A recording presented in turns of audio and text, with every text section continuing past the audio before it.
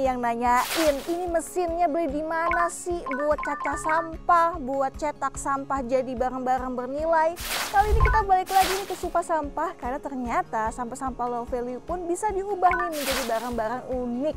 Nah, ini ada Mas Daman lagi. Halo Mas Daman. Halo sahabat Daai, kembali lagi di Supa Sampah. Wah, mantap Mas. Kemarin tuh banyak banget yang nanya, ini sampahnya cuma tutup botol doang? Apa bisa yang lain nih bisa diubahnya?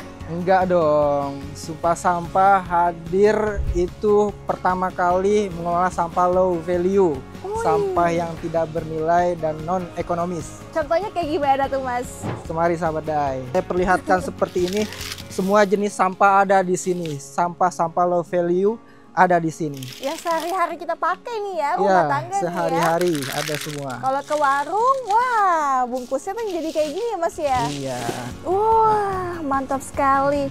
Tapi ngomong-ngomong ini mau diubah jadi apa aja Mas Daman? Kalau sampah low value atau sampah non ekonomis ini, kita yang sudah kita lakukan adalah kita buat paving block, papan, kemudian bata.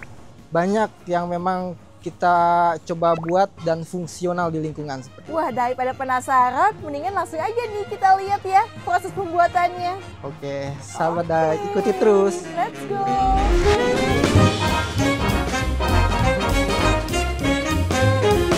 Halo sahabat Daai, selamat datang di workshop Supa Sampah yang khusus mengelola sampah low value. Wih, tanpa pila-pila langsung plek jadi satu. Ya. Ini mesin apa Mas? Ini mesin cacah multifungsi. Kita bisa nyacah sampah low value, sampah yang seperti ini, yang berupa daunan seperti ini. Ini juga bisa mencacahnya. Wah, ini sama Mas sama mesin yang kemarin, yang tutup botol. Sama persis. Oh, ternyata bisa buat yang ini juga ya? Iya. Oh, oke. Ini bisa muat berapa banyak Mas kalau yang sampah low value? Untuk kapasitas produksi jelas ini ukurannya mini atau standar, kapasitasnya juga terbilang rendah khusus untuk sampah low value karena ringan, kapasitas bisa di 10 sampai dengan 20 kg per jamnya. Oh, oke. Gede nggak sih ini listriknya nih? Kalau listrik kita menggunakan motor atau dinamo 2 HP, untuk kuatnya 1400 watt kurang lebih. Oh, oke. Kalau gitu kita lihat lagi prosesnya. Yuk, lebih detail di sana. Sahabat Daai, kemari.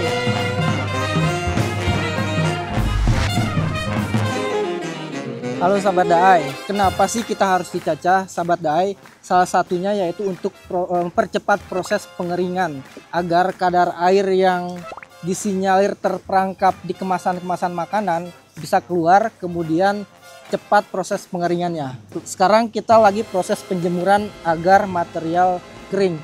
Kenapa sih harus kering sahabat Daai? Yaitu agar mempercepat proses pelelehan plastik. Kalau misalnya materialnya ini basah sahabat Daai, jadi proses pelelehannya itu panjang. Oh, jadi tuh biar kering ya Mas ya, Iya. kaca tuh ya. Tapi ternyata tuh ini nggak hanya hasil kaca yang kecil-kecil, yang besar tuh juga bisa ya Mas ya?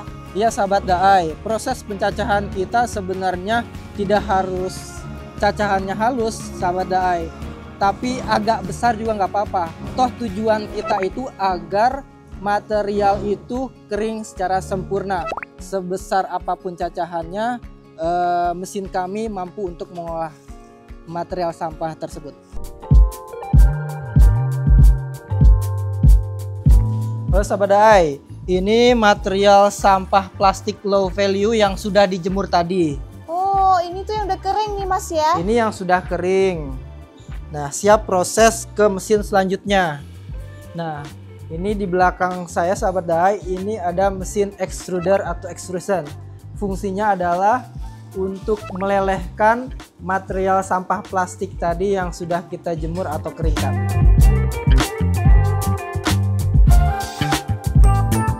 Material cacahan yang sudah kering ini dimasukkan ke dalam hopper ini, ya. Kemudian di extrude, ya, dilelehkan. Di sini ada pemanas heater. Nanti material sampah plastik dilewatkan ke pemanas ini. Nanti setelah itu sudah dalam bentuk lelehan keluar dari output sini. Oh, oke. Bentuk lelehannya kayak gimana Mas?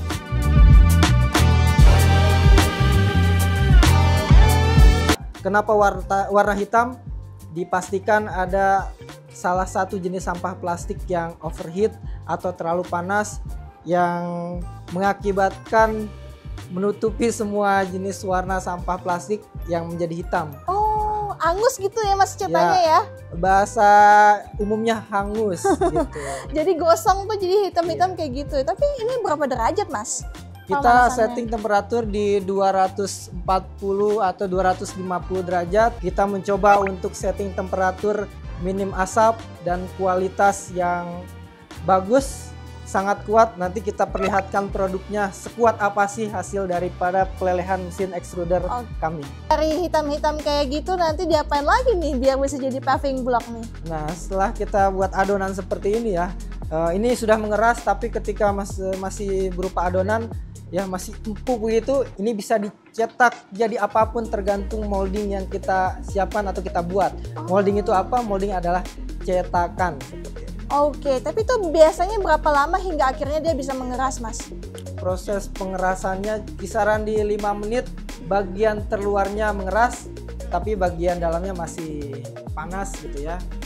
Oke, jadi makanya harus buru-buru dimasukin ke mesin molding tuh ya.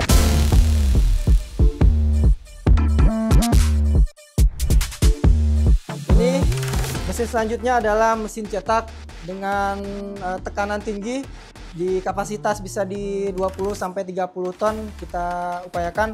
Nah, nanti kita cetak produk itu sesuai dengan molding atau cetakan ini. Ini bisa kita ganti-ganti moldingnya sesuai dengan keinginan customer, keinginan kita semua ingin dibentuk apa. Paving block bentuk segitiga, segi 4, segi 6, ini bisa. Jadi kalau untuk mesin ini sekarang udah bisa cetak apa aja nih Mas? Sekarang yang sekarang ada di sini adalah mesin cetak atau molding dengan bentuk segi 4 yang bisa difungsikan sebagai paving block, tegel, dan keramik dinding. Wow, sampai keramik dinding buat interior. Ya, satu bentuk ini kita upayakan bisa difungsikan di 3 fungsional tersebut. Wah, keren. Tapi itu cetakannya itu ada ukurannya nggak sih Mas? Harus ditimbang dulu kah atau gimana? Proses SOP-nya kita harus ada proses penimbangan agar apa? Agar hasil cetakannya itu presisi, baik bentuk ataupun ketebalannya. Oh, jadi emang harus ditimbang ya, benar-benar kayak bikin kue ini ya Mas ya? Iya, karena bentuk paving block kita itu unik. Kita gunakan skema interlock saling kunci agar proses pemasangan di lapangan itu kuat, tidak cepat keangkat, ketika banjir tidak hilang, dan secara satu kesatuan saling menguatkan.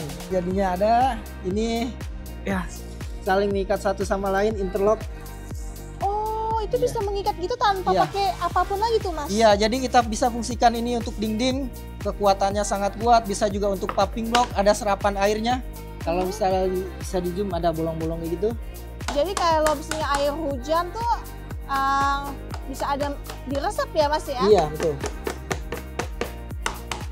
Wah, makin ini kekuatannya kuat, juga maksimal sahabat Daai. Bisa kita uji yang mana ya? Yang sudah keras ya. Oke. Diuji pakai martil nih. Boleh kita uji sahabat Daai? Boleh. Ya, secara visual aja kita getok ya. Wah. Nggak ada retak sedikit pun. Tidak ya, ada bekas palu sedikit pun sahabat Daai. Wah, keren banget. Mantap. Kuatnya berapa lama ini Mas tahannya? Teman-teman, kekuatan ini kita asumsikan sebagai kekuatan atau daya tahan plastik di lingkungan. Ada isu mungkin ratusan tahun dia bisa bertahan. Kami sampaikan juga persis, bahkan lebih, karena prosesnya kami ini melakukan proses pengepresan dengan tonase yang cukup tinggi, di atas 10 ton, jadi begitu padat dan kuat.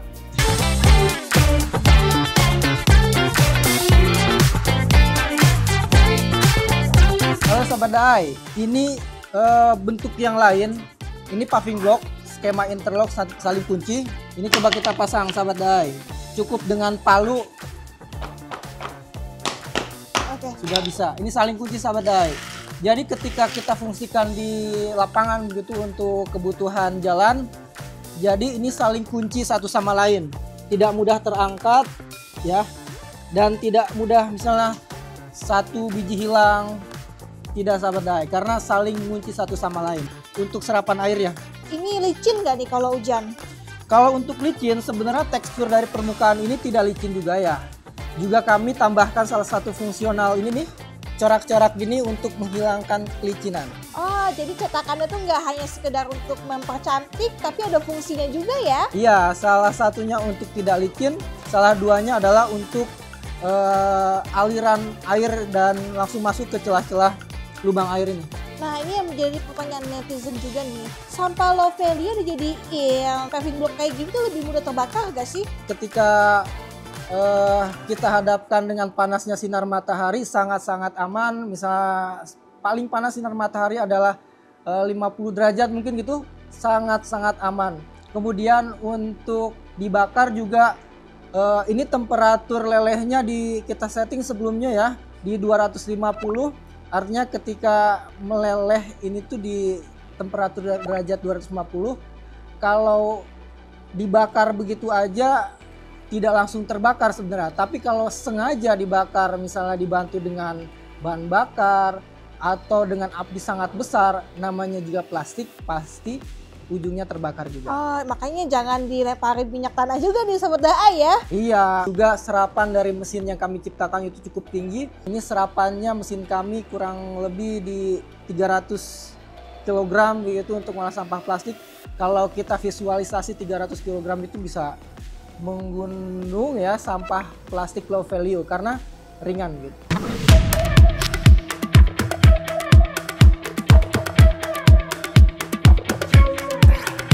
Ayo ke Bogor, ayo. Halo Sahabat Daai, ini kuat ya Sahabat Daai ya. Kalau motor sih lewat lah Sahabat Daai ya. Kita bisa uji di roda 4 misalnya, ini sangat-sangat kuat. Tadi kita sudah getok-getok pakai palu segitu kuatnya. Dan ini bobot berapa Mas Budi?